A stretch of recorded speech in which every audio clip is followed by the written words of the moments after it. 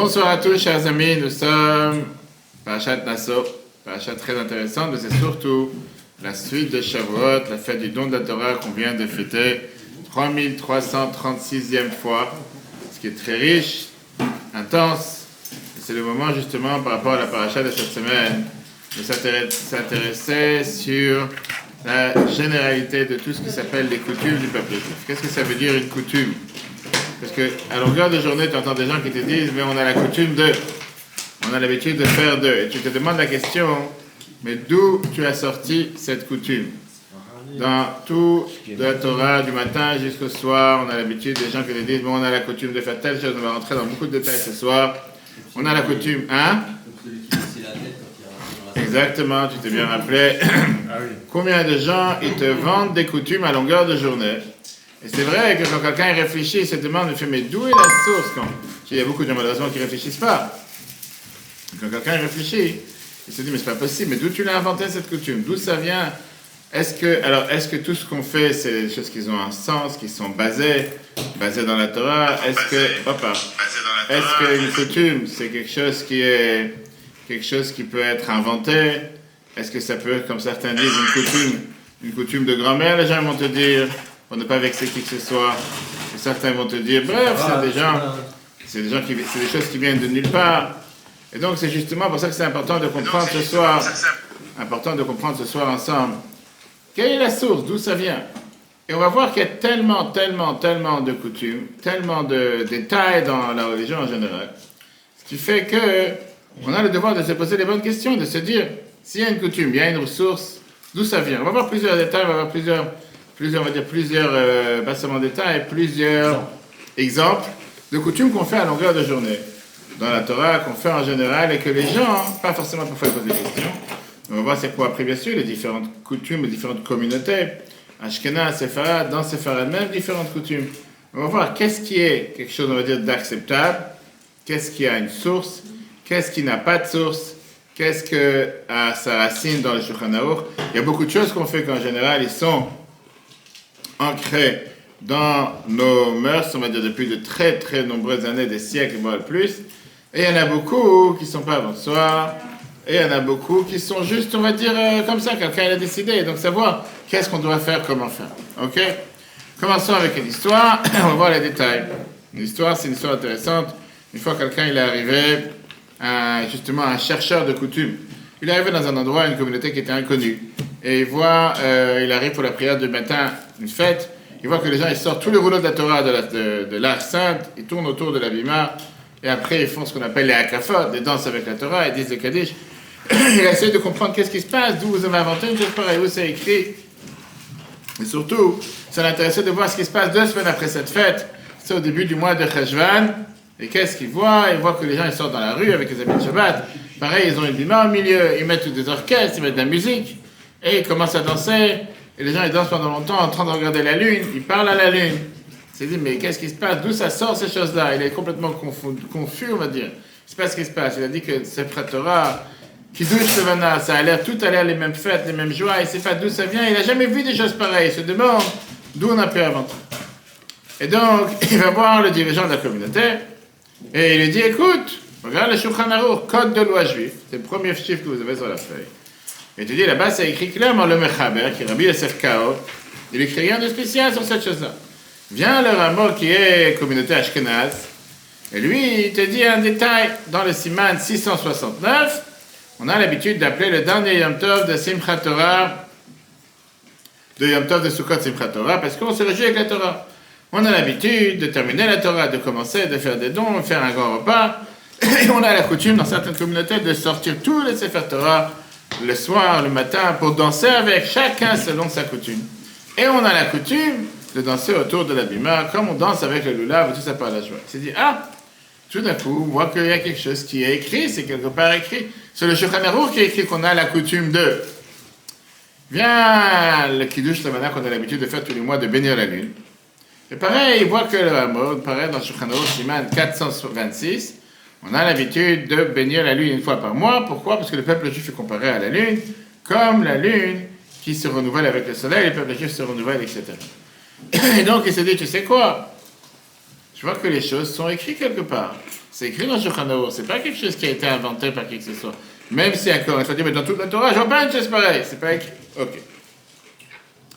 Le cher ami Elie Wiesel écrit dans son livre comment il a passé Simchat Torah dans les années 70 à Moscou.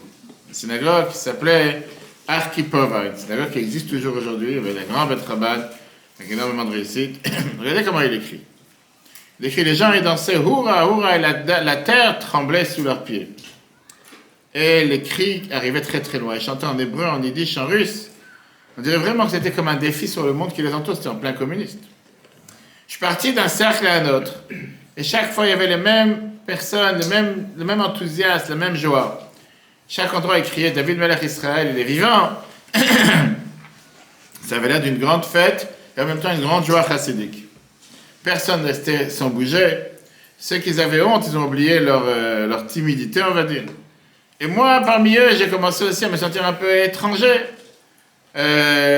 Voici que je suis dans ces rues d'Arkhipova. Et comme si les rues me disent, mais qui nous sommes? Et les autres qui répondent, nous sommes des juifs. Quand est-ce qu'on sera? Qu'est-ce que ça veut dire qu'on est juif? Des questions simples, de réponses simples. Dans la rue, il faisait froid. Dans la rue, il faisait froid, on était proche du Kremlin. À quelques mètres de l'endroit où on faisait souffrir, où on massacrait, ou bien on a tué des gens pour leur religion, ou quoi que ce soit, le KGB, le bâtiment du KGB. Mais là, dans cette synagogue, tout le monde dansait avec joie, que le monde sache que le peuple juif est resté juif, et on ne va jamais, en aucun cas, laisser passer cette fête. Ça, c'est comment il décrit Elie Wiesel dans son livre, comment il a vécu Simchat Torah à Moscou, en Russie, dans les années 70. Alors peut-être que ces juifs de Russie ne savaient pas comment lire. Peut-être que dans la vie de tous les jours, ils vivaient comme des non-juifs, on va dire, ils n'avaient aucune idée de c'est quoi la religion. Mais cette coutume de danser Simchat Torah avec la Torah, c'était important pour eux. Ok. Alors la question, elle est, on a vu que Shavuot, beaucoup ont l'habitude de faire ce qu'on appelle la veillée, de rester réveillé, d'apprendre la Torah. Et pareil, c'est pas un din, c'est pas une loi, c'est pas une halakha, c'est une coutume. Et comme on va tout de suite voir, tout ce qu'on fait Shavuot, ce sont des coutumes. On vient de passer la fête de Shavuot, manger les plats lactés, on a parlé de ça, décorer la synagogue avec des fleurs. Dans certaines communautés, ils ont l'habitude de dire un paragraphe qui est l'Akdamot, on dit avant la lecture de la Torah, la lecture de la Megillah de Ruth, de rassembler les gens pour écouter les 10 commandements, etc., etc. On se demande une question. Qu'est-ce que tu aurais fait de cette fête de Shavuot s'il n'y aurait pas eu aucune coutume? Il n'y a pas une seule loi, comme on l'a dit plusieurs fois. Il n'y a pas un din. Quand je te demande qu'est-ce qui est écrit dans la halakha, qu'est-ce qu'il faut faire, quelle est la mitzvah de Shavuot, il n'y a pas de mitzvot. Il n'y a pas une mitzvah des 613 commandements de faire quelque chose Shavuot. Et donc, tout le cours d'aujourd'hui, si Dieu, on va s'arrêter sur ces détails, avec des choses qui ne sont pas écrites. Ce n'est pas une mitzvah, ça ne fait pas partie des 613 commandements. Comme mettre une kippa, comme avoir une synagogue, on peut en passer des centaines. Mais pourtant, c'est des coutumes du peuple juif qui sont ancrées, qui sont écrites dans Shulchan Aruch. Et c'est ce qu'on a l'habitude de faire. Mais tu ne peux pas venir à chaque fois avec l'argument en disant mais où est écrit ça dans la Torah, d'où ça sort? Et je pense que pour ça, il faut revenir à ce qu'on a fêté il y a 7 semaines, la fête de Pessah, on a parlé de ça plusieurs fois. Sur les 4 questions, c'est très bien que la table du Seder, on a les 4 questions, c'est très bien que les 4 questions, c'est les 4 questions qui font partie du Seder, et les questions, ce sont une halakha dans Shulchan Aruch, c'est pas une coutume. Comment on peut savoir si quelque chose c'est une coutume ou c'est un din, une loi? Il faut regarder Rambam. Rambam, il n'a pas écrit de coutumes, on va dire, qui sont sorties, toutes nouvelles coutumes dans son livre. Il parle dans tout son livre que les lois et les dinim et les coutumes qui sont écrites dans la Gemara. C'est la raison pourquoi Rambam Maimonides ne parle pas des slichot au mois de Elul. Il te parle des slichot pendant un Aseret Yom Teshuvah. C'est pour ça qu'il ne te parle pas de la veillée de Shavuot, manger du lait à Shavuot. Tu ne parles pas de la coutume de mettre une kippa non plus. Parce que Rambam, il y a 1000 ans, il écrivait seulement les choses qui sont écrites dans la Gemara, etc. Et deuxièmement, parce que les choses qui étaient répandues dans le peuple juif, c'est la meilleure manière, la meilleure chose de savoir. Que ça, c'est ce qu'il faut faire. Par exemple, que Rambam vienne et te l'écrire. Qu'est-ce qu'il y a? C'est contagieux. C'est comme les oiseaux qui parlent, le matin. T'entends un oiseau qui parle, t'entends un autre qui répond, t'entends un autre qui parle. Ok, d'accord. On a l'habitude de dire, comme je dis, c'est que les questions, en tout cas, elles sont dans tout le peuple juif. Mais l'ordre des questions est différent des 4 questions qu'on pose l'histoire du Seder. On a la question comment c'est posé d'après le Maïmonide, comme les Géonim, d'après Rambam, Chabad, etc. Et voilà comment on a l'habitude la plus répandue de poser les questions. La première, c'est comment, pourquoi ce soir on trempe même pas, toute l'année on trempe même pas une fois. Ce soir on trempe 2 fois. Toute l'année on mange chametz et matzah. Ce soir que la matzah. Toute l'année on mange des autres légumes. Ce soir que les abamers. Et toute l'année on mange assis ou à coudé. Et ce soir on mange à coudé. La question elle est, comment ça se fait que la mitzvah qui est la plus grande, la plus importante, qui est la mitzvah de la matzah, elle est arrivée en deuxième, elle aurait dû arriver en premier. C'est mitzvah de la Torah. C'est pas seulement tout. Après, on aurait dû parler du maror, les abamek, c'est mitzvah des chachamim. Après ça, le fait d'être accoudé. Et à la fin, de parler du trempage, que c'est une simple coutume. Et là, toute l'idée du trempage, qu'on trempe le capas dans le salé, le persil ou l'oignon dans le salé, ou bien le maror, c'est pour réveiller les enfants, etc. Oui, c'est une coutume ancienne, mais ça reste une coutume, pas plus. Comme on l'a dit plusieurs fois, quelqu'un qui n'a pas mangé le karpas ce soir du seder, il a fait le seder à 100%. Par contre, quelqu'un qui n'a pas mangé la matzah, il n'a pas fait la mitzvah du soir. On ne peut pas comparer les deux.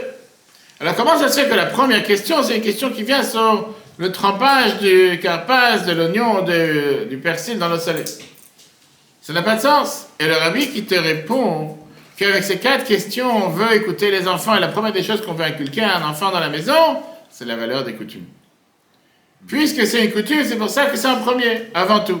C'est pour ça que la première question qu'un enfant pose, c'est sur la coutume. Et de là, le rabbi il a dit, il apprend la conclusion qu'on n'a pas le droit de dévaloriser les coutumes.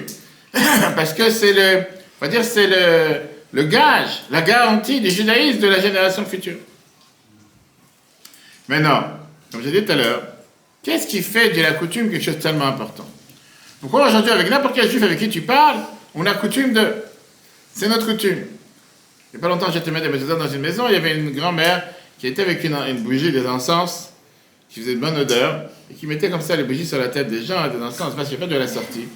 Tunisienne, j'ai rien contre les Tunisiens. Mais je lui ai dit, mais d'où tu sors ça? C'est quoi? C'est nos coutumes. Je sais quoi, de mettre la bougie sur la tête avec les encens. Moi, ça m'a pas brûlé, elle m'a pas mis la bougie. Je sais pas, peut-être je ne suis pas béni, va savoir. Va savoir, elle m'a dit, c'est nos coutumes, on a l'habitude. Ok.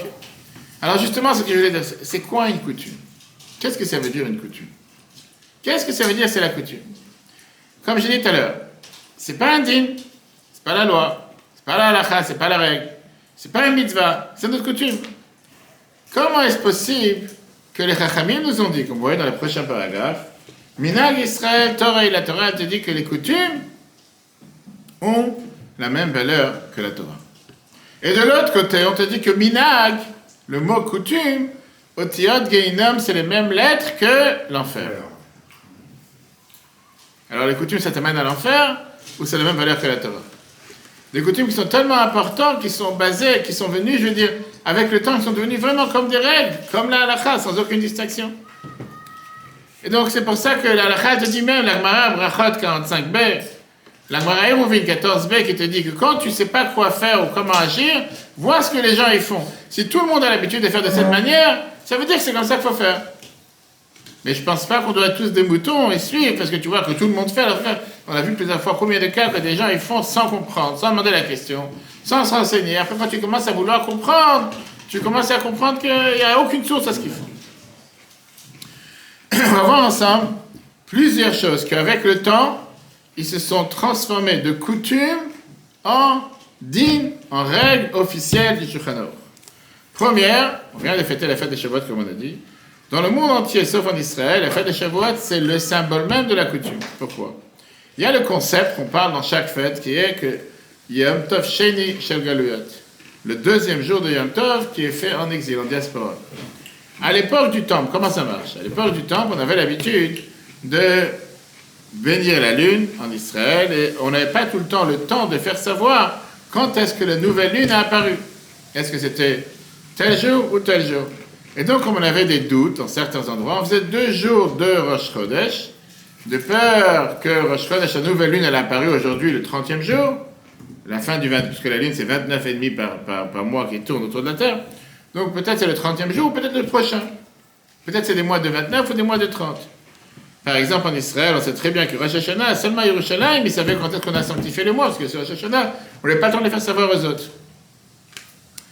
Et donc c'est pour ça qu'on avait ce doute dans certains endroits qu'on n'a pas eu le temps de recevoir les envoyés du Beit Din, du tribunal, qui ont vu la nouvelle lune. comme on ne sait pas quand est-ce qu'ils ont découvert la nouvelle lune dans les montagnes, alors on s'est dit, bon, on fait 2 jours au cas où. Mais aujourd'hui, on est en 2023.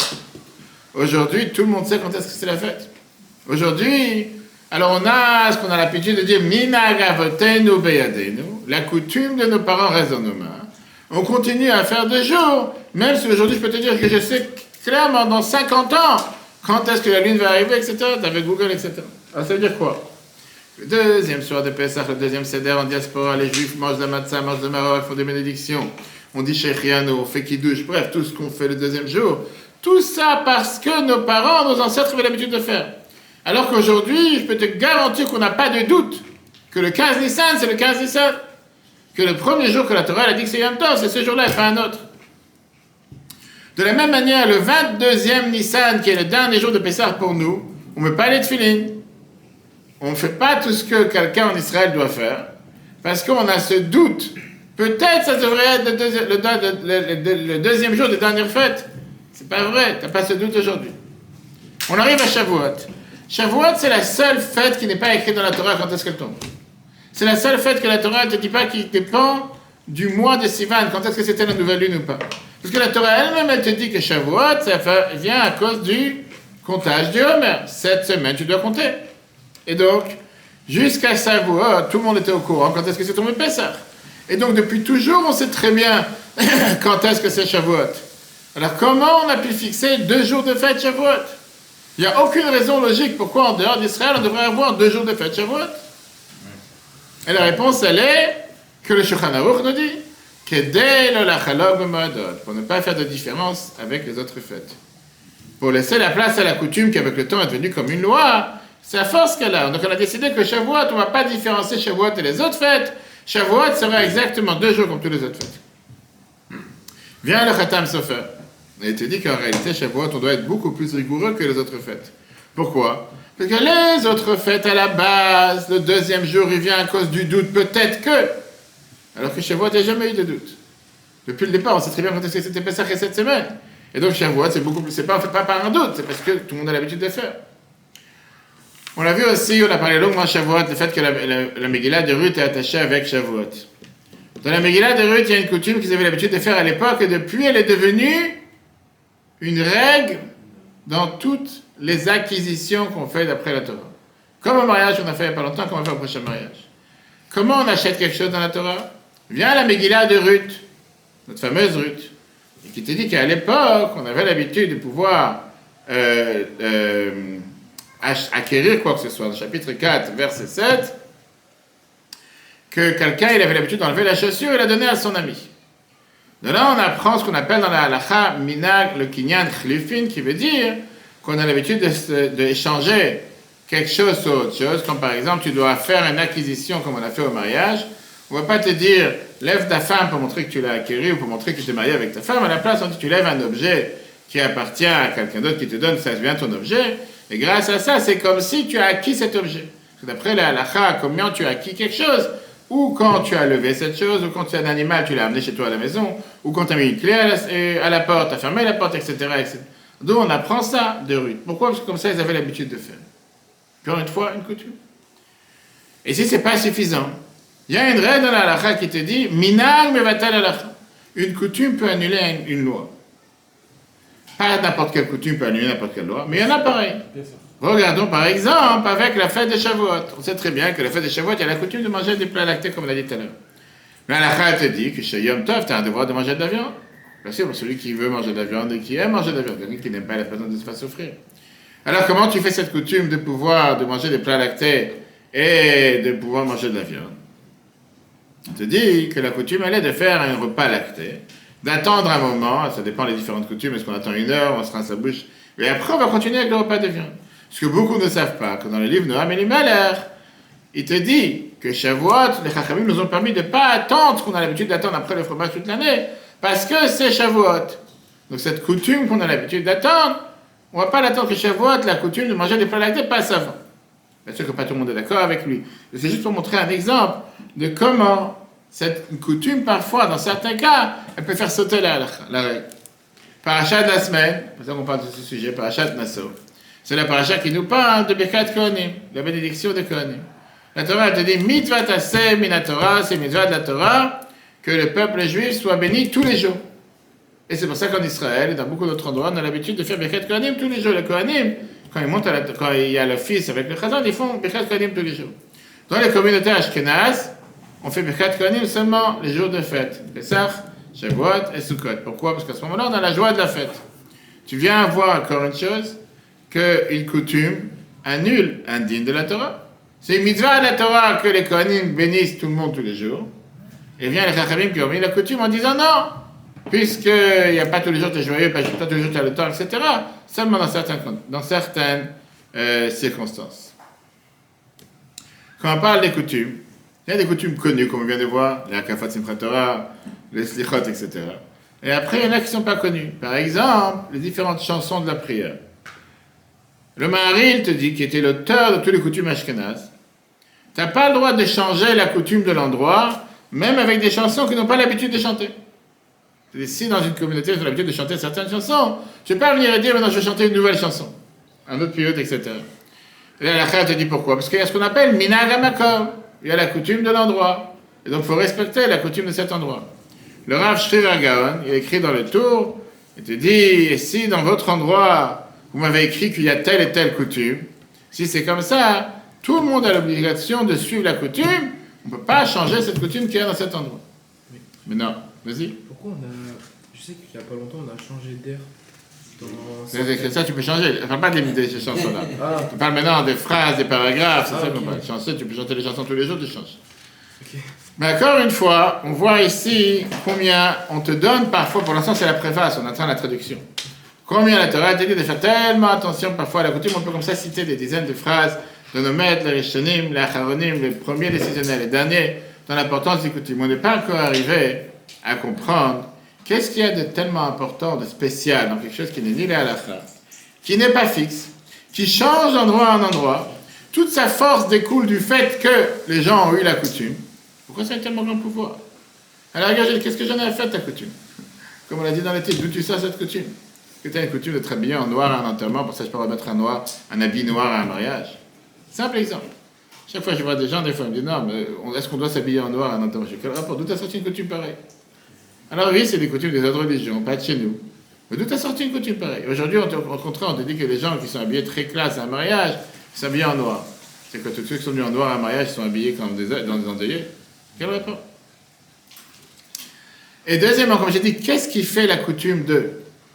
Alors tu arrives dans un endroit que tout le monde est habillé avec des jeans déchirés, pour ça il faut mettre un jean déchiré. Et si tu vas pas mettre un jean, tu vas mettre un pantalon entier, on va te dire, tu as changé la coutume de l'endroit. Qu'est-ce que ça veut dire? Tu dois te plier aux normes, ou dire, qu'est-ce qui fait que, puisque les gens ont l'habitude de le faire, pour ça tu dois le faire. Qu'est-ce que tu dis? Donc si tu arrives dans un endroit où tout le monde a un jean déchiré, il faut mettre un jean déchiré. Qu'est-ce que ça veut dire sa famille? Mais d'où cette famille les a pondus? Mais encore une fois, où est la source? Qu'est-ce qui fait que ça devient une coutume? Tu peux t'en sortir sans fin. Les gens te disent ne pas mettre un bébé qui n'a pas de dents devant un miroir, ne pas faire passer un bébé sur une table. Et genre, c'est sans fin, la superstition. C'est pas la superstition. Les gens, ils te sortent des choses que tu bouges plus, tu fais plus rien. Mettre de la menthe, des feuilles de menthe dans la poche. Je te dis, j'ai tellement de choses. Je peux te faire des livres, pas un livre. Une encyclopédie, tu peux faire. Sans fin. Est-ce que c'est différentes opinions ou c'est différentes, on va dire, parce que les gens ils ont amené des pays d'où ils viennent qui n'est pas forcément des coutumes juives? Par exemple, la méthode de se couvrir les cheveux, il y a certaines coutumes c'est avec la perruque et d'autres c'est avec le. Là, tu es déjà rentré dans le détail. Tu as pris un bon exemple. Là, la halakha te dit qu'on doit se couvrir. Après, comment et quoi? Il y a différentes manières de le faire. Mais la base est la même. La base, c'est écrit dans la Torah, la base, c'est une règle. Là, tu ne parles pas d'une chose pareille. Là, je te parle des gens qui te sortent des coutumes à longueur de journée sur n'importe quel mouvement que tu fais. Et on a toujours, comme je t'ai dit tout à l'heure, on va inaugurer une maison avec une bougie, des encens sur la tête. D'où tu as vu une chose pareille? Et après, tu vas dire, non, mais c'est la tradition dans la famille. Alors, qu'est-ce que j'en ai à faire? Parce que c'est la tradition de ta famille, tu dois le faire. Cette question que je viens de demander, la réponse, elle est par rapport à Rav Eigon. Rav Eigon, si tu as 10 personnes, tu peux annuler cette tradition. Du coup, tu n'as pas besoin d'avoir 10 personnes pour annuler, encore une fois. Qui fait que tu as décidé? la communauté qui avait fait ça. Ça, c'est autre chose. Ça, c'est quelqu'un qui t'a changé son nom, que tu as d'avoir 10 personnes. ou quelqu'un qui a eu un vœu, qui veut annuler son vœu, de différentes manières. Ah, c'était un peu. Ravaï Gaon, qui est parmi les grands Rishonim, il vient, on lui a posé la question par rapport à la coutume de sonner le shofar Rosh Hashanah, qui est différent de la Gemara. Et il te dit comme ça, je lis son texte. Tout d'abord, d'où on sait qu'il faut sonner le shofar aujourd'hui? Et d'où on sait, parce que c'est écrit dans la Torah. Qui dit que la Torah est vraie? Les questions que les gens te demandent. Mais on le sait du peuple juif, que eux, par leurs actions, ils nous remontent de génération en génération, et avec la tradition qui nous a été transmise. On a parlé de la girafe pendant la Shavuot. Est-ce que ça dépend de la tradition ou pas? C'est encore une fois là. On a la tradition qui vient jusqu'à Moshe Messinaï, et ça montre sur n'importe quel Mishnah Gemara. On peut voir la réalité, la Gemara Brachot Pashka en dit. Vois ce que les gens ils font, c'est très bien que Rosh Hashanah, on a l'habitude, on a la coutume de sonner les shofars. Et donc, il te dit ça, c'était quand même une histoire que ça remonte à plus de 1000 ans, Ravaï Gaon. Et il te dit de la manière la plus claire, la seule raison pourquoi on fait tout ce qui est écrit dans la Mishnah et la Gemara, parce que c'est en coïncidence avec ce qu'on a reçu de nos parents, de nos grands-parents. Si maintenant, aujourd'hui, on va déraciner ce qu'on a reçu des parents, des grands-parents, la Gemara aussi n'a pas de valeur. Parce que la Gemara, elle vient expliquer ce qu'on fait concrètement. Et donc, si la Gemara vient contredire, le Talmud vient contredire une coutume, c'est la coutume qui va prévaloir. Mais il y a une deuxième explication. Cette explication, elle vient te dire que puisque les coutumes, c'est des coutumes qui étaient instaurées par les grands du peuple juif, qui savaient quand est-ce qu'il fallait instaurer cette coutume. Et avec les générations, les raisons des coutumes ont été oubliées. Comme on n'a pas forcément la raison aujourd'hui, c'est pas pour autant qu'on doit annuler la coutume. Comme ça, il écrit Rambam, il te dit. Pas seulement le fait que cette coutume, elle a été instaurée par un grand du peuple juif, un dirigeant du peuple juif, mais ça se fait que c'est tout ce que tout le monde avait l'habitude de faire. Sauf qu'aujourd'hui, on n'a pas forcément la raison pourquoi. Néanmoins, ça a toujours sa valeur. La fameuse histoire qu'il racontait avec des juifs qui ont trouvé une fois un Sefer Torah dans la rue. Maintenant, ils ne savent pas si ce Sefer Torah il est caché ou pas. Parce qu'il y a une règle dans la halakha qu'un Sefer Torah qui a été écrit par un apostat, par quelqu'un qui ne croit pas dans la Torah ou par un non-juif, est-ce qu'on peut l'utiliser ou pas? Est-ce qu'il n'a pas été étudié? D'où est venue l'encre? D'où est venu le parchemin? Est-ce qu'il a pensé tout ce qu'il faut penser? Les pensées qu'il faut avoir quand on écrit le Sefer Torah, etc. Et deuxièmement, c'est pas tous les jours que tu trouves un Sefer Torah dans la rue. C'est qu'on pas les rues. C'est parti voir le Khatam Sofer. Khatam Sofer, il a répondu, Minag Israël, Torah, la coutume du peuple juif, c'est la Torah. Donc la coutume du peuple juif, c'est de fixer le sort de la Torah. Ouvrez la dernière page du Sefer Torah, dernière colonne, et regardez les dernières deux lignes. On a l'habitude en général que quand on fait un Sefer Torah, on laisse toujours 10, 15, 50, 70 lettres vides, comme on a l'habitude de faire, pour donner la possibilité à tout le monde de remplir la dernière lettre à la fin. Il dit maintenant, si vous voyez que les deux dernières lignes du rouleau de la Torah, ils sont exactement comme tout le reste, ça va pas dans tous les sens, c'est-à-dire que ça a été fait par quelqu'un qui connaît rien. Ou un non-juif, ou ça qui ne connaissait pas les règles, qui ne connaissait pas la coutume. Si vous voyez que les dernières deux lignes, les lettres, chacun est différent, parce qu'au final, pas tout le monde a la même écriture, etc. Là, vous savez que c'est ce Sefer Torah qui a été écrit par une communauté juive, et qui savait comment on a l'habitude d'avoir la coutume de rentrer à Sefer Torah. Le Sefer Torah, il est caché à 100%. Mais l'explication, elle est beaucoup plus profonde que ça. Reb Shlomo Liniado, qui est écrit dans les responsables du Bet Din Shel Shlomo, dit que tout ce que le peuple juif a pris sur lui de faire, le peuple juif, écoutez bien les nuances, c'est la divinité qui est d'accord avec eux. Reb Eliyahu de Kal et Jean-Yad Eliyahu, il te dit, le fait qu'une coutume a été acceptée par tout le peuple juif, ça veut dire que ça a été accepté par un souffle divin, que Dieu il est venu, il leur a donné le devoir de faire cette coutume, comme si c'est un prophète qui est venu là. Et la Gemara te raconte une histoire très intéressante, sur le jour où Hillel Azaken, l'ancien maître de la Gemara, a été nommé le chef du tribunal. C'est une longue histoire, il n'y a pas le temps de la voir tout ce soir aujourd'hui, mais en deux mots, une année, la veille de Pessah est tombé Shabbat. Donc, le premier Seder, c'était samedi soir. Dieu il a fait en sorte que tout le monde a oublié la règle. Qu'est-ce qu'il faut faire? Est-ce que Pessah repousse Shabbat ou ça ne repousse pas Shabbat? Il n'y avait que Hillel qui savait la règle que Pessah reporte Shabbat. Et il a montré ça de manière claire.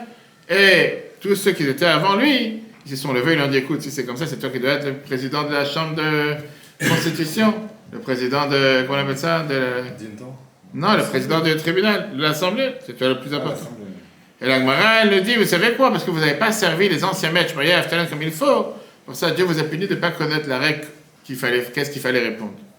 Mais la réalité, elle est à cause de ça, il a zaken, il devait se présenter et commencer à expliquer la Torah à tous ceux qui n'étaient pas au courant. Qu'est-ce que la Torah vient de dire ici? Que si le peuple juif ne sont pas des prophètes, il y a une phrase qui est dit, alors on est des enfants des prophètes. La Chassidut vient et t'explique que puisque le peuple juif, on est ce qu'on appelle, on vient d'être élu, peuple choisi, 3336 ans en arrière, on fait partie, une parcelle divine de Dieu à l'intérieur de chacun d'entre nous. Il y a des mitzvot et des choses que Dieu leur donne au peuple juif. Et il y en a que Dieu a attendu que nous on les découvre et qu'on les décide de les faire de nous-mêmes. Et donc, Dieu te dit que quand un juif, il sait que Kippour arrive, il ne vient pas à la synagogue parce que c'est écrit dans la Torah qu'il faut venir. Parce que si c'est comme ça, pourquoi tout le reste il ne fait pas? Il vient parce qu'il a cet instinct à l'intérieur de lui en tant que juif, que c'est Kippour, il doit être à la synagogue. Ça veut dire le mot minag. Minag, ça vient du mot itnagout, comportement. Comportement juif qui vient de l'anshama, de l'endroit du fait que nous sommes juifs. Donc une coutume n'est pas la halakha. Tu ne peux pas ordonner à quelqu'un de faire ça de manière naturelle, mais c'est un comportement naturel qui vient directement par l'instinct juif, que c'est comme ça qu'on doit se comporter. Si tout découle de l'anshama, de l'âme, comment ça se fait qu'il y a différentes coutumes avec les différentes communautés? Pourquoi tu as Ashkenaz, Séfarad, et dans Ashkenaz même, tu as les Russes, tu as les Polonais, Séfarad, tu as Tunisien, Marocain, Algérien, j'en passe, tu as Yéménite. Bref, c'est sans fin, sans fin. La réponse, elle est parce que dans le ciel, tu as aussi différents comportements. Et chacun, il prend de là-bas la différente source pour sa neshama. Ça, c'est ce que ça veut dire que les prophètes nous ont dévoilé une coutume. Ça veut dire qu'en réalité, puisque les lois, elles ont été dictées par Dieu, alors ils pourraient éventuellement avoir différentes lois. Et la question, tu pourrais demander sur les lois plus que sur les coutumes. Puisqu'il y a un seul Dieu qui a transmis les lois, pourquoi il y a différentes manières de faire les lois? Mais comment on exprime la manière de le faire? Chacun de manière différente. Regardons une famille avec 3 enfants, 4 enfants. Chaque enfant, il exprime son amour envers les parents de manière différente. Pareil, quand on danse avec la Torah, Simchat Torah, chacun danse de manière différente. Et pareil, beaucoup d'autres choses. Comme ça, c'est écrit aussi dans le Pri Etzraim, au nom du Harizal, il y a plus de 500 ans. Qu'on a des différences entre les Ashkénazes, Séfarades, les Cataloniens, les Italiens, etc., dans différents paragraphes de la prière, différentes manières de prononcer les mots, différentes sources de la prière. Tu dis parce qu'il y a 12 portes dans le ciel qui correspondent aux 12 tribus. Et chacun il a sa manière de pouvoir servir Dieu à travers ces différentes portes, ces différentes manières de faire. Et pas toutes les portes sont les mêmes, pas toutes les tribus sont les mêmes. Et c'est pour ça que les prières sont différentes, parce que chacun il cherche à retracer la route jusqu'à ses patriarches au tout début. Et puisque pas tout le monde sait s'il vient de telle ou telle tribu, et si sa prière passe de telle ou telle tribu, c'est pour ça que tu en as qui ont essayé de regrouper la majorité des versions de la prière en un seul livre. Quand on prend par exemple le Siddur Teilat Hashem Ben Moazaken, qui est basé d'après le Harizal, on sait qu'il a regroupé de 60 différentes versions de prière, de les recueillir et de prendre, on va dire le bien et le mal, de prendre ce qu'il y a à apprendre de chaque version et d'en faire de ça une version globale.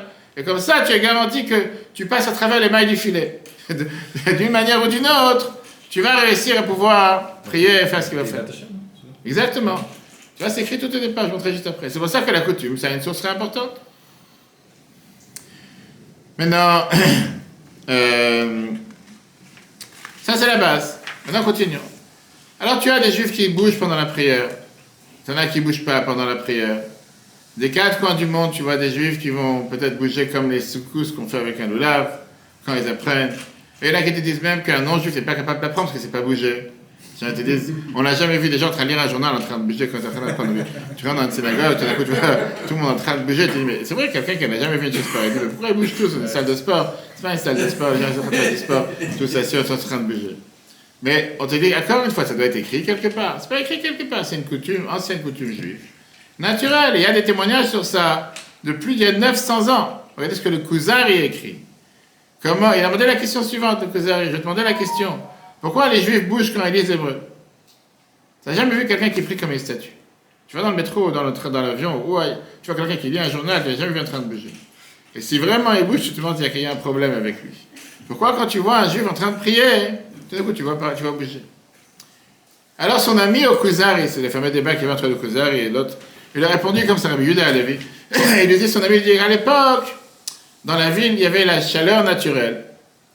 Et je pense que c'est pas parce qu'on peut tous dire la même chose et tous dépendre de la même chose, et on peut pas tous se réunir, 10 personnes pour lire du même livre. On avait l'habitude d'avoir des grands livres. Et donc chacun devait avoir la capacité de pouvoir lire dans le livre. Et donc ça c'était la première question, parce que les gens ils essayaient de voir ce qui se passe dans le livre de tel côté ou de tel côté. Il y avait un seul livre pour tout le monde. Pour ça les gens ils bougent.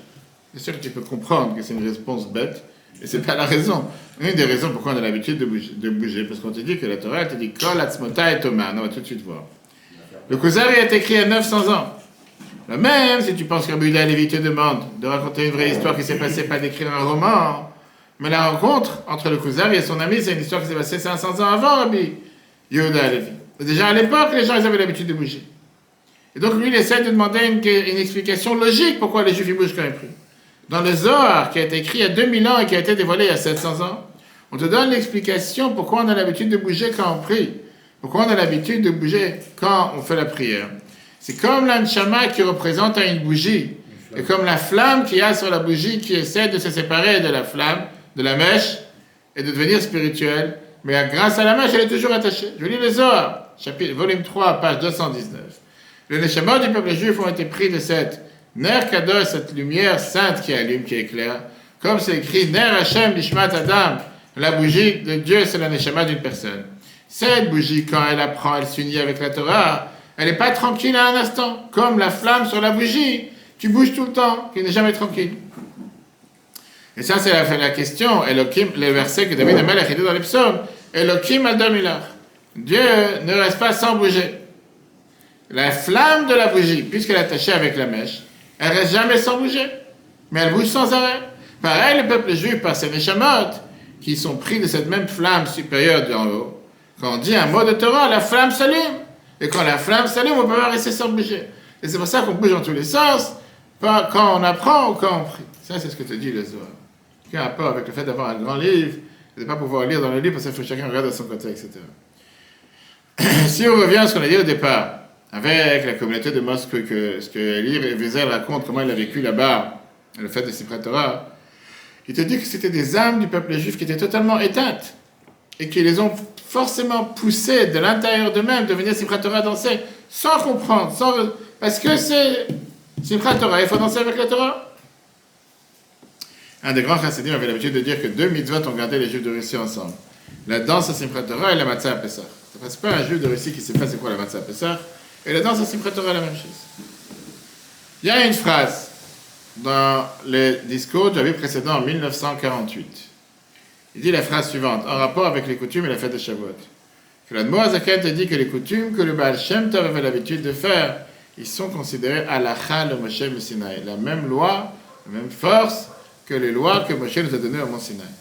Quand Moshe Rabbeinu il est descendu avec les Luchot, avec les tables de la loi, il est passé par les 4 différents mondes.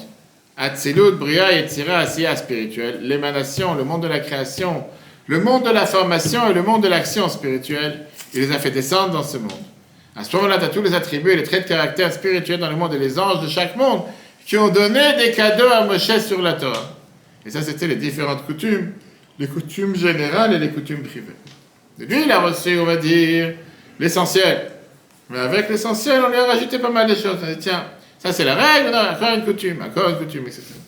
Les coutumes qu'a fixé le Baal Shem Tov chez les Juifs, c'est des coutumes qu'il avait pour ça un Messirut Nefesh, une abnégation de soi et un don de soi que ces coutumes pénètrent dans tous les peuples juifs.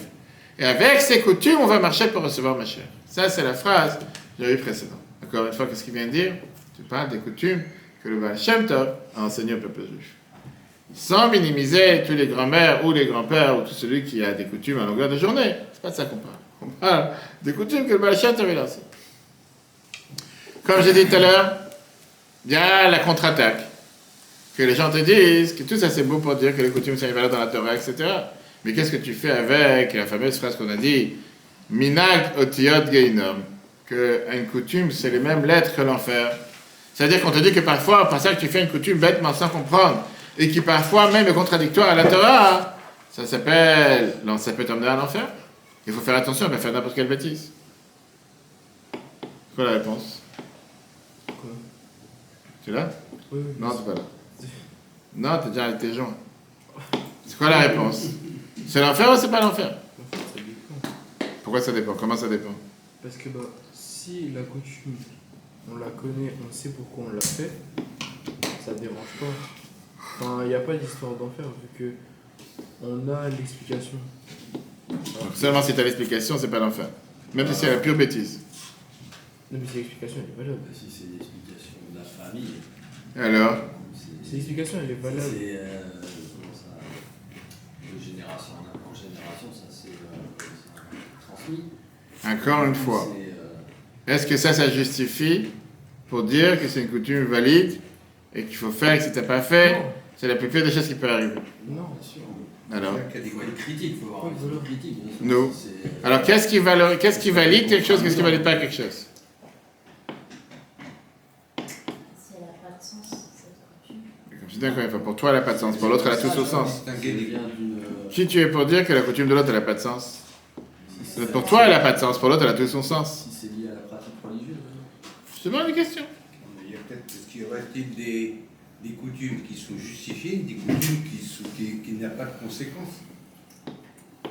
Il y en a qui chantent comme si, la coutume. Ça ne dérange pas, tu as le droit de chanter comme tu as envie. Quelqu'un qui a une voix de canal, l'autre qui a une voix de doigt, qu'est-ce que tu veux? Chacun a changé. Ouais. Ça n'a pas changé.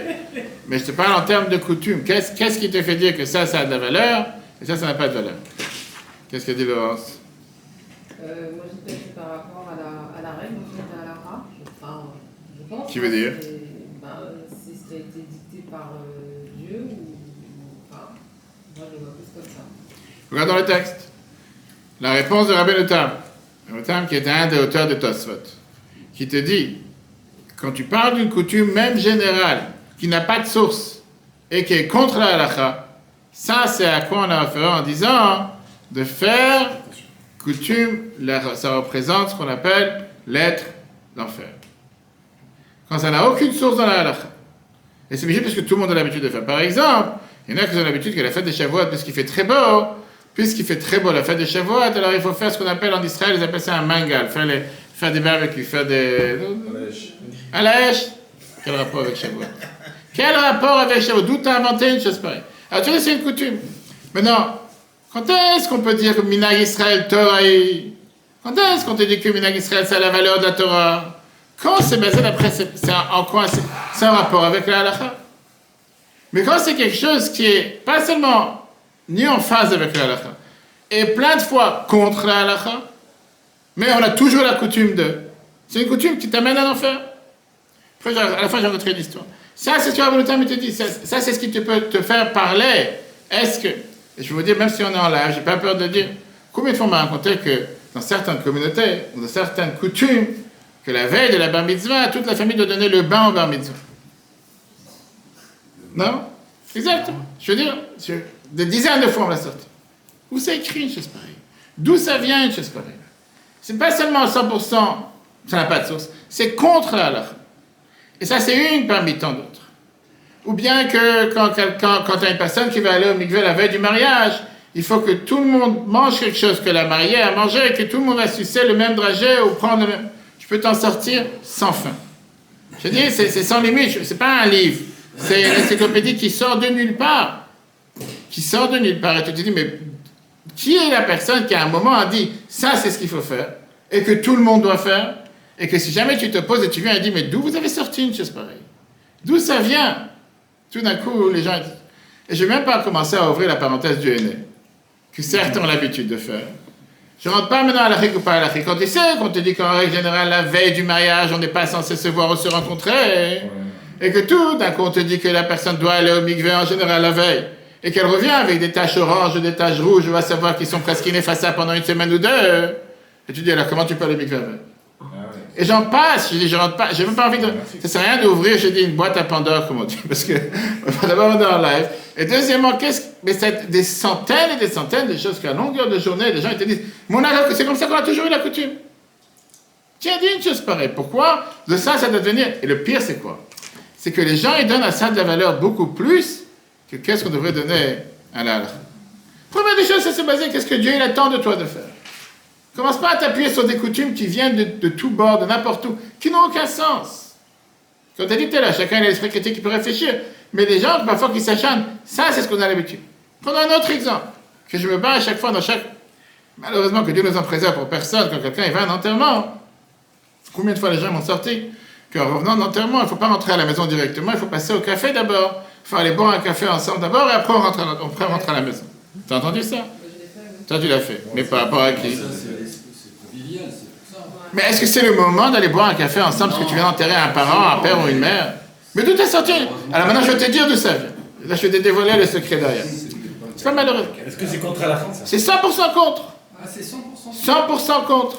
Pourquoi? Parce qu'encore une fois, on n'est pas là pour faire des repas communautaires ou des fêtes communautaires ou des rapports communautaires. Je vais t'expliquer d'abord c'est quoi. On se voit pas souvent, Je te montre. quand c'est l'anniversaire. Mais c'est ça que je suis en train de te dire. C'est maintenant le moment qu'on vient d'enterrer un proche. On te dit que tu viens de rentrer dans le deuil. On te dit que tu rentres et tu es assis au cimetière. Parfois, tu prends le deuil au cimetière. Et que tu n'es pas censé sortir dehors pendant les 7 jours. Même pour le travail, même pour autre chose. Il y a certaines dérogations pour la prière, quoi que ce soit. Que la première des choses que tu penses à faire, c'est d'aller prendre un café toute la famille ensemble. Ça, c'est quelque chose que tu dois faire. Mais non, je vais t'expliquer c'est quoi la raison derrière. Comment ça a été dérivé, pas dérivé, décliné, ou comment on appelle ça aujourd'hui revisité dans le manger aujourd'hui. Je vais t'expliquer d'où ça vient. Je dis quand tu veux juger les kafsrou, tu veux juger avec mérite. Dans la halakha, il y a une halakha la suivante. On te dit que le premier repas qu'un endeuillé mange, ça ne doit pas être un repas qui lui appartient. Je te dis en 2 mots, c'est quoi? Ce qu'on appelle en hébreu, Soudat Avra. Qu'est-ce que ça veut dire? Shulchan Aruch, code de loi juif. Même pour les nuls, le même. Ça n'a pas changé. Pourquoi? Je te dis que malheureusement, quelqu'un qui a perdu un proche, il n'a pas le temps de commencer maintenant à s'inquiéter comment il va manger, comment il va se cuisiner, comment il va se préparer. Et donc on dit, t'as pas besoin de... D'abord, on ne veut pas qu'il se... Comme si, à tel point qu'on dit qu'on ne s'essuie pas les mains en sortant du cimetière pour dire que, je suis parti enterrer quelqu'un, ça y est, je me suis les mains, tout est fait. Une fois qu'on s'est lavé les mains en sortant du cimetière, ça aussi, je suis en train de montrer un détail dans un autre. Combien de gens que tu vois, que quand ils sont dans un cimetière, ils vont commencer à se laver les mains dans le cimetière, chercher comment se laver les mains. Se laver les mains dans un cimetière ne sert à rien. Le but de se laver les mains, c'est parce que tu es parti dans un cimetière, et dans un cimetière, il y a de l'impureté. Et donc, c'est pour ça qu'on a l'habitude de se laver les mains en dehors du cimetière. C'est pour ça qu'on rentre à la maison. Et avant de rentrer à la maison, on a l'habitude de se laver les mains. Et il y avait différentes manières comment le faire, de ne pas se laver les mains à l'intérieur de la maison. Qu'est-ce que tu cherches à te laver les mains dans un cimetière? Vous verrez qu'en Israël, dans la majorité des cimetières religieux, l'endroit où se laver les mains, c'est derrière un muret qui est en dehors du cimetière. Pas dans le cimetière, ça ne sert à rien de se laver les mains dans un cimetière. Et à chaque fois, tu vois des gens qui cherchent une bouteille, cherchent à remplir de l'eau. Encore une fois, je ne suis pas en train de critiquer, je dis que les gens ne savent pas. Mais encore une fois, les gens disent, on a l'habitude de... Je te parle même pas de ceux qui te disent, qui te facturent l'enterrement, ou qui te facturent, je sais pas, la taxe du rabbin, qui parfois n'existe même pas, mais peu importe. Et ils viennent avec un plateau traiteur. Et ils te donnent tes plateaux traiteurs à la famille qui est endeuillée, en te disant, maintenant il faut manger une olive, maintenant il faut manger, peu importe, un bagel ou quoi que ce soit. Alors je vais vous montrer après d'où les choses ont été dérivées, d'où les choses ont été changées. Oui, c'est effectivement une coutume de manger quelque chose de rond, mais manger dans un cimetière. On n'a pas le droit de manger dans un cimetière. Ça, c'est une halakha claire. Pourquoi? Parce qu'on n'a pas le droit d'être loïc l'arrache. On n'a pas le droit de se moquer d'un pauvre.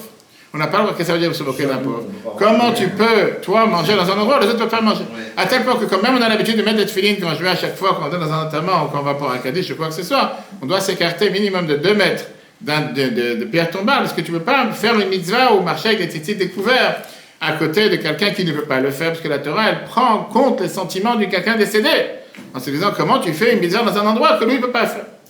De là, tu vas aller commencer. Et combien de fois avec mes propres yeux j'ai vu des gens qui viennent avec un plateau traiteur, les pierres, les pompes funèbres, et qui donnent ça à la famille ou aux proches. Parfois, c'est même le rabbin. C'est juste un rabbin pour le cimetière, parce que je ne sais pas qu'est-ce qu'il fait quand...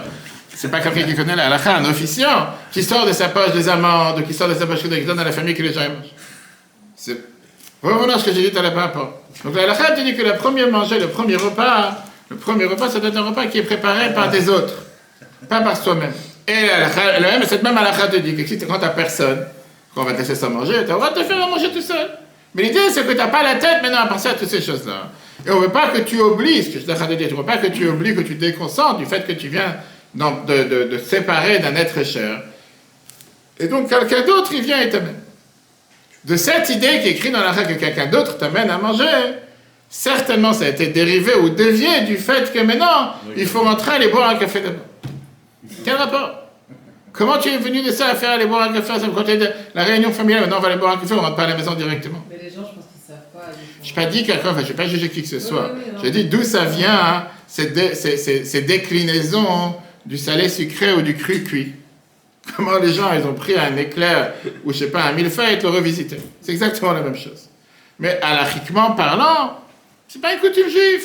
Et on peut sortir comme ça ou bien que les gens ils te disent que si jamais tu dors dans la maison de la personne des endeuillés la première nuit, tu es obligé de rester tous les 7 jours. Je peux t'en sortir sans fin. La chance qu'on a aujourd'hui, c'est qu'on a tellement de livres imprimés. Et dans tous ces livres, combien ils se moquent de ces coutumes? Combien ils te disent, mais ça n'a pas de source, ça vient de nulle part. Alors oui, on peut essayer de comprendre ce qu'on était en train de voir tout à l'heure. Comment à longueur de journée, on a vu tout à l'heure qu'une des réponses qui a été donnée, c'est parce que parfois, avec les années, la raison de la coutume, elle a été oubliée. Et donc les gens, ils ont continué ça. Encore une fois, si, comme le Rabbi vient de te dire. Il y a des non-juifs qui, des fois, allument des bougies le vendredi soir parce qu'ils ne savent même plus pourquoi. Mais... Je vais te dire le contraire. Des fois, tu as des juifs qui te disent on ne peut pas les faire parce que les non-juifs le font. Ah ouais? D'accord? Mais non, je vais te dire, c'est pas parce que des non-juifs qui sont venus, c'est quand même une religion qui est venue après la religion juive, Non. qui copie ou qui imite des choses qui sont faites dans la religion qu'on n'a plus le droit de le faire. Il y a beaucoup de choses ont été. Il ne faut pas oublier que le catholicisme et l'islam, c'est des copies de l'original. Oui, oui. Donc c'est pas parce que eux ils ont décidé de s'approprier certaines choses qu'il y a dans la religion juive que pour ça nous on n'a plus le droit de le faire. Mais encore une fois, il faut savoir qu'est-ce qui est halachiquement viable, qu'est-ce qui est basé d'après la halakha, qu'est-ce qui est... Alors comme j'ai dit tout à l'heure, si c'est manger couscous vendredi soir, et ça c'est ta coutume, quelle différence? C'est pas pour ça qu'il faut en faire un monde, et c'est pas pour ça que tu as fait quelque chose de mal. Et si quelqu'un... C'est ce que j'ai, ça n'a rien à voir avec la halakha. Tu vas manger le plat que tu as envie. Si tu veux manger des sushis, mange des sushis. Tu veux manger une pizza au fromage, mange une pizza au fromage. Quelle différence? C'est pas sur ça qu'il faut se dire, tu vas sortir maintenant avec un garçon ou une fille. Si quelqu'un il veut manger de la viande. Et si quelqu'un pour lui c'est un problème, il n'aime pas manger de la viande, le Shulchan Aruch te dit clairement qu'il faut manger du pain Shabbat. Si quelqu'un il n'aime pas manger du pain, ou pour lui c'est une souffrance manger du pain, il ne doit pas manger du pain. Noir sur blanc, code de loi juive. Et en même temps, ça ne dérange personne. C'est ce que je viens de dire. Tu as envie de faire un couscous, fais ton couscous comme tu veux.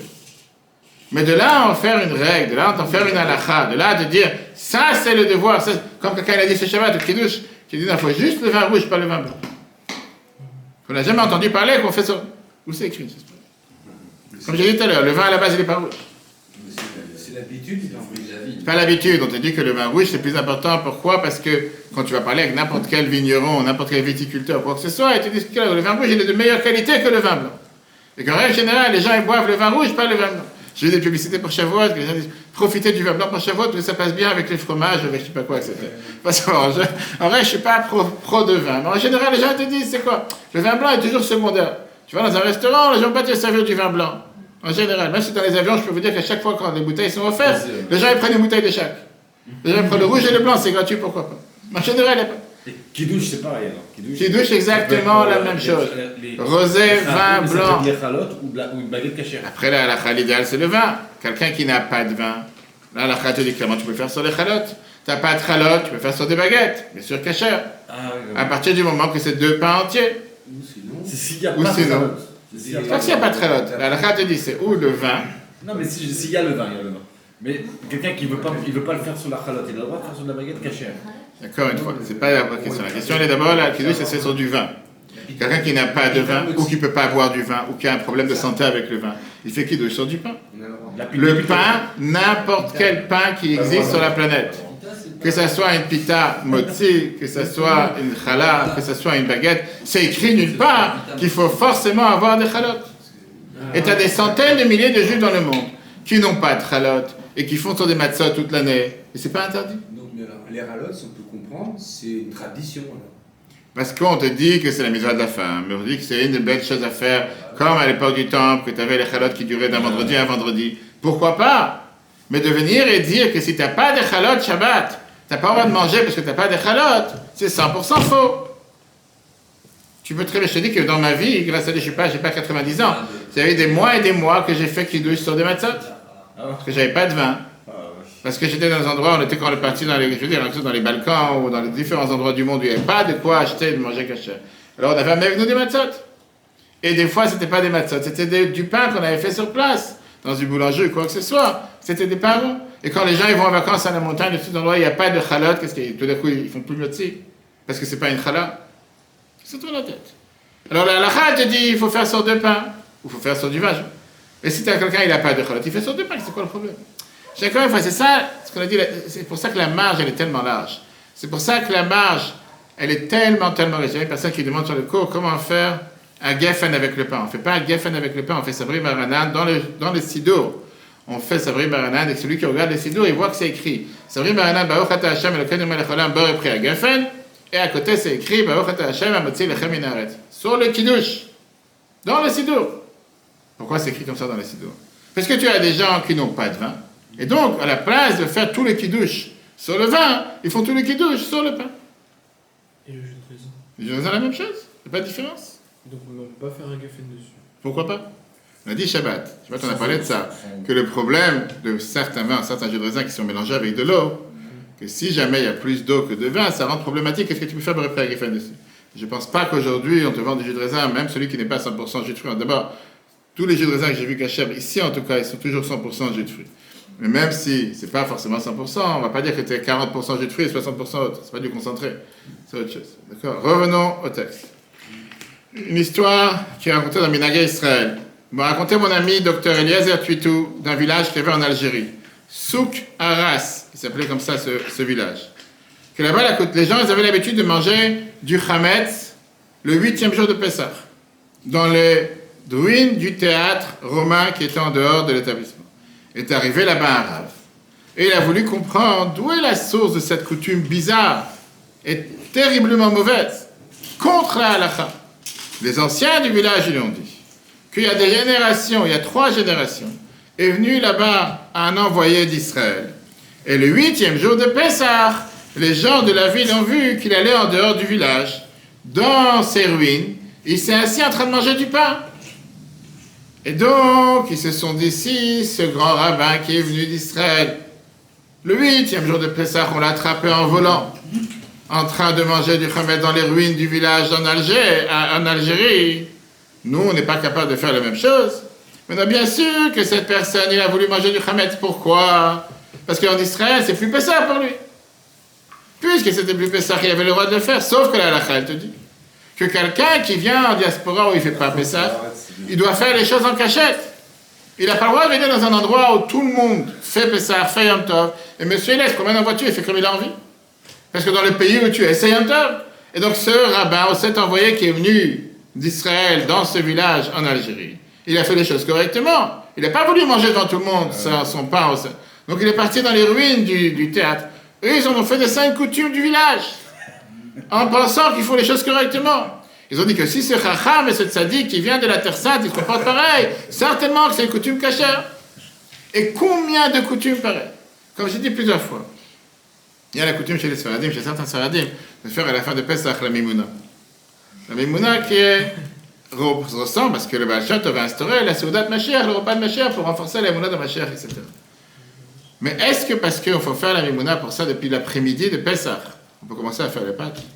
Pour ça, on peut commencer à pétrir les pâtes et faire les pains. Je peux vous dire que je sais clairement de beaucoup de familles que jusqu'à ce que je donne, ils n'étaient pas au courant.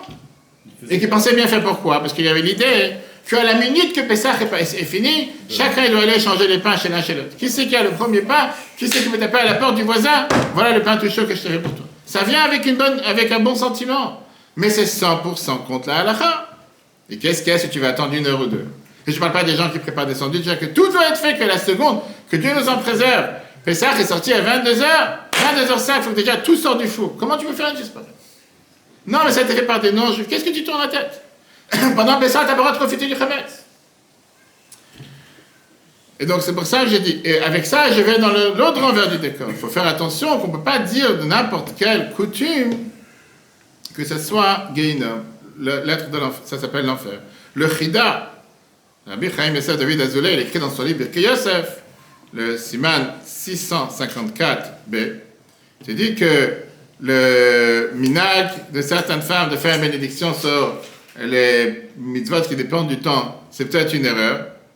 Après ça, dans son livre Yosef Ometz, volume, le Siman 82, il dit je regrette. Parce que j'ai vu que dans Shut Min HaShamayim, là-bas, ça écrit clairement qu'on avait l'habitude, les Sfaradim avaient l'habitude depuis de nombreuses années, depuis de nombreux siècles, de faire la bénédiction sur les méthodes qui dépendent du temps. Et c'est pour ça qu'on a l'habitude de faire la bracha sur le lulav, de faire la bracha sur les chauffards, et la megillah, pour les femmes, parce que on sait combien d'autorités Sfaradim. Si on termine ce cours, je ne disais pas un cours qui est terminé, parce qu'on ne peut pas terminer un cours, on peut parler des heures. C'était juste pour soulever, puisqu'on vient de faire la fête de Shavuot. On a parlé de Birkat Kohanim, le parachat Nassau, que oui, c'est important, la coutume du peuple juif, c'est important et ça a toute sa valeur. Mais faire attention. D'abord, on a la chance, comme j'ai dit aujourd'hui, d'avoir des centaines de livres, juste des coutumes. À la maison, j'ai 7 volumes.